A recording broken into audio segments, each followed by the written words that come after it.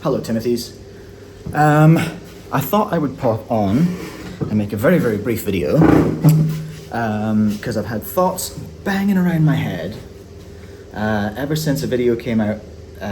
Was it earlier this week? A few days ago? I can't remember. It was just after I came away on holiday. Disclaimer, this video is kind of old already. I recorded it a week and a half ago when I was on holiday in the Cook Islands, where there is pretty much no internet, or certainly not enough to upload a big video, unless you live there or whatever and have proper internet. But that aside, the things I've said in this video, I think I still stand by, and I will discuss it more on stream, which we will do when we come back for Cubecast Season 4 later this week, okay? That's my plan. And here's the video. And you probably know the one, or you've probably heard about it, or maybe you saw it. It's been deleted now.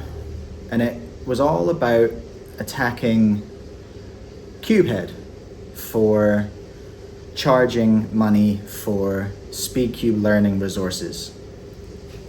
And I've had a whole bunch of thoughts about this. First of all, I'll just say I'm glad the video was taken down. It's pretty uncalled for. It was pretty ugly. Cubehead, I hope you're good, brother. I hope you're keeping your head up and still keeping on doing what you're doing. I have absolutely no issue with anything you're doing with your course or with charging for learning resources. That's totally fine. I just wanted to talk about a few things. I haven't got any notes. I probably should have had notes. So let's see how this goes. I wanted to start with some examples maybe. So I go sailing, right? I like to go sailing. Something I'm not good at is knots. I need to learn how to tie a few knots, a few basic ones. I can look online, I can look on YouTube, and I can find a video about how to tie those knots. Sure, I can do that for free. That's a thing that exists, of course. I can also go and buy a book which contains the same information, but the information is repackaged and presented in a different way. That's also a valid way of doing it as well. Now let's take that example and then just think about me as a consumer. I can do both of those things.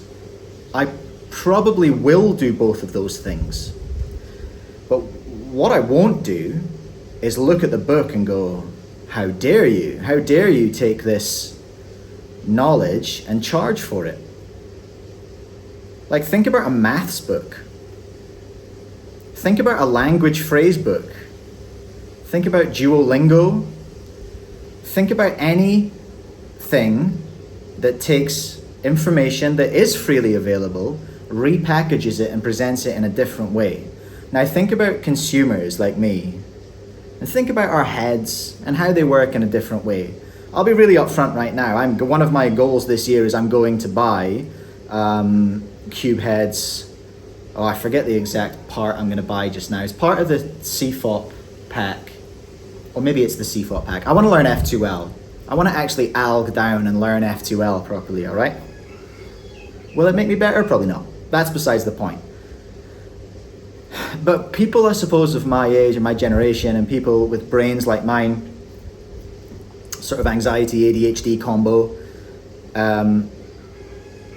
we like to learn in a certain way. And I'm not special. I know there's people like me. There's also people different from me. Everyone is different. Everyone has different learning styles. But Cubehead's repackaged some information and he's made them available on printed PDFs. That, to me, presents value. I'm willing to exchange cash for that value, right? Money is exchanged for goods and services, everyone. It's pretty simple. Everything that Cubehead has done is 100% valid. And some of you younger Timothys might be bristling at that, being like, whoa, but I can get it for free. Of course you can. Of course you can, Timmy, and I encourage you to go get it for free. You absolutely should go get it for free. People of my age, people who work and people who have their own income and people who can spend their own money on whatever they want to spend it on, can also do that. These are basic rights that we have to do with our expendable income. You cannot be the judge of what is value and what isn't. You have the right to spend your money on what you want and what you don't want. So let's just keep all that in mind. Do you know what I mean? What else did I want to say? I think I wanted to, because it was all framed around JPerm, I think I wanted to talk about JPerm a little bit as well, and just remind everyone that the YouTube landscape when JPerm was making videos was a lot different. There weren't many people making tutorials, first of all, and there weren't many people making tutorials of the quality he was making, second of all. JPerm's great. His work is fine. Now he's doing Shortcut, playing Mario Kart. I love that for him. He is out there just being a creator, living his life, having a great time. I don't know if he has a job. If he does have a full-time job and that's a side hustle, let me know. Or if that's his full-time gig, all power to you. That's great.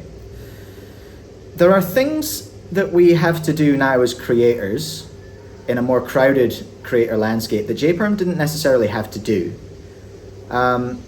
Like, you can't just make tutorials and drop them now and have them blow up and get millions of views like JPerm's did. Even if they're the same quality, because people are making videos of the same quality as JPerm, and they're not getting the same views because, like I've said, the landscape is different. There's an ebb and flow of speedcubing popularity. There's also an annual trend in speedcube videos being watched. We get lots more views in December when Timmy's get cubes under the Christmas tree, okay? JPerm was able to make decent money on AdSense. I don't know exactly, but if you know anything about CPM, cost per mil, that's the cost we're paid as YouTubers per 1,000 views.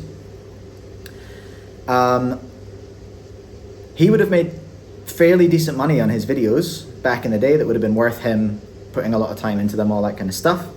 But even if you just look at the raw view numbers now on any of Cubehead's tutorial videos, they will not get nearly as many views as JPerm's ones, because JPerm's out there doing it. His videos are still performing, they're still being searched for, they're still performing, and that creates like a barrier to other videos coming in. Because I did a bunch of tutorial videos, I know that some of them got like 150 views.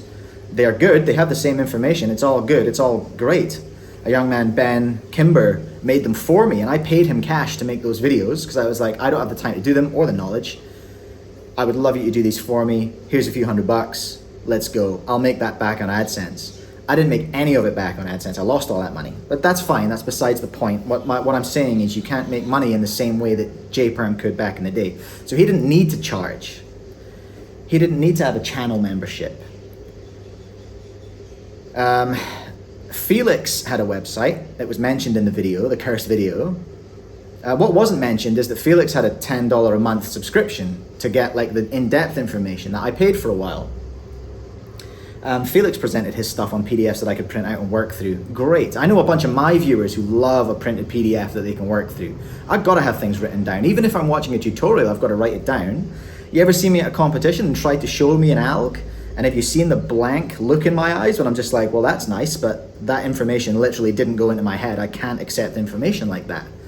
I need to write it down, I need to grind it, I need to go. And I can do that for free, of course I can. Anyway, we're going around in circles here. JPerm operated in a different landscape than what we operate in now. And finally,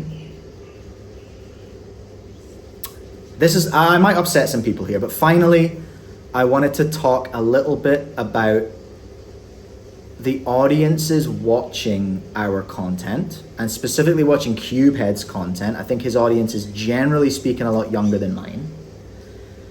And that audience's relationship to money, okay? I know operating a store, and I know operating a channel and operating social media, the age of a lot of people watching. A lot of you are very, very young. A lot of you are not working. A lot of you rely on money from your parents. What I'm going towards here is a lot of you do not have a lot of money. The price of cubes in themselves is a barrier to you and is something you're always railing against in the comments and discords and all that kind of stuff. Like everyone is just trying to get as many cubes as they can for as little money as possible. At your age, that is an age specific thing. Your demographic, because you are not earning money, in terms of like from a job, your relationship to money is a bit different from people who are older than you, right? And not even ancient like me, but people who are just like in their late teens, early 20s. Our relationship with money is very, very different. We have genuine expendable income sometimes. If we're lucky, that's a privilege. But on the subject of privilege, I suppose, the video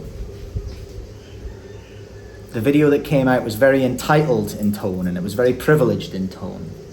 I don't know who the person is who made the video, but they've clearly had an education in the creative arts, because the video, unless they paid someone to do it, the video was put together like you had some skill in the video you put together. The writing and the tone were appalling, in my opinion. Absolutely appalling, especially for a first video. Like, what? I actually had my mouth open for quite a lot of it, especially regarding the entitlement and the privilege that was on display. I don't know who that person is. I don't know if they've had a job. I don't know if they have a job. I don't know what the deal is. I suspect, I don't know, I don't want to go into it because I don't really want to attack the person anyway, but I wanted to, specifically in the comments and things that I've heard people say afterwards, people just being like, yeah, he was right though, hey, he was right though. It's like, no, absolutely not. No, nothing in that video was right. Nothing in that video was right, in my opinion. Because Cubehead is entitled to gather information, present it in a way that adds value to a consumer, and then present it for a price. He didn't, by doing that, get rid of the free information. You're still entitled to the free information. And I guess the big thing I want to say is if you don't want to pay for Cubehead's course, don't pay for it. If you want to go get the information for free, which is available for free and is still available for free, go get it for free. We as consumers have rights. We have the right to spend our money and we have the right to not spend our money. I will be buying Cubeheads, whichever one has F2L in it. Y'all can let me know. I'll look at that when I get back from being on holiday. I will be buying a book of knots, because that's my choice as a consumer, and it's also my right to give my brain the information in a way that my brain needs it. I hope that makes sense, and I hope that hasn't been unfair. I will be back from holiday soon and normal service will resume. I'm going to press upload on this and it might upload in like 48 hours because I'm on island internet, everyone. All right, peace. Take care. I'll see you soon.